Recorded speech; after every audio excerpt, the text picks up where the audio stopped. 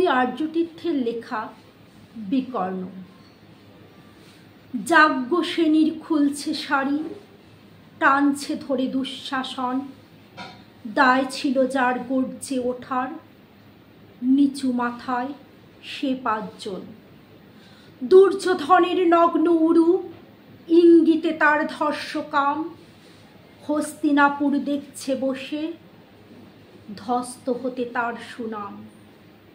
অন্ধরাজা সিংহাসনে, আর্ত চেঁচান বৌমা তার। নিজের দলের নির্যাতনে সব রাজা হন নির্বিকার। কর্ণ বসে হাসছে হাহা, রাজার দলের লোক তো সে। শর্তবিহীন সমর্থনে তাবৎ আরাম সুখ বসে। ভীষ্ম, দ্রোণ, কৃপ, নীরব, সরকারি লোক হাজার হোক, রাজার কথাই তোমার কথা।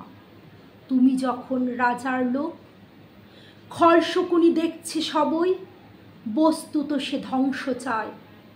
ঘরের মাটি লাল হয়ে যাক দেশ বিভাগের যন্ত্রণায়। সুশীল সভায় ঘটছে যখন রাজ অপরাধ জঘন্য, তখনই তার বিরোধে চেঁচিয়ে ওঠেন বিকর্ণ। বিকর্ণ নন কেউ কেটালো, 100 ভাইয়ের একজনা। তেমন করে এর আগে কেউ তার কথাটাই জানতো না। যতুগৃহে কারেন্নিরা, অন্তত তা নেই লেখা। ভীমকে যখন বিষ খাওয়ালো, তখনও তার নেই দেখা।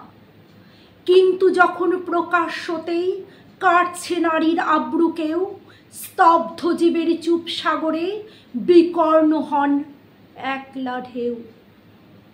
চেঁচিয়ে ওঠেন রাজার কুমার যুবরাজের বিরুদ্ধেই। মহাবলী পাণ্ডবেরও তখন গলায় সে সুর নেই। রাজাও যখন নীরব থেকে সায় দিয়ে যায় ধর্ষণে, ঠিক তখনই সমস্ত যুগ বিকর্ণদের সর্ষণে।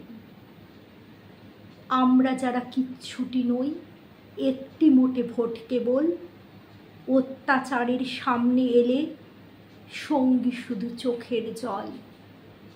পোষ্যভাবে যাবনা চেবাই, অন্ধ এবং নিকর্ণ।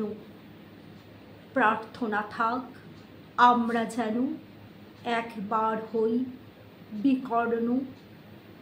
প্রার্থনা থাক আমরা যেন একবার হই বিকর্ণ।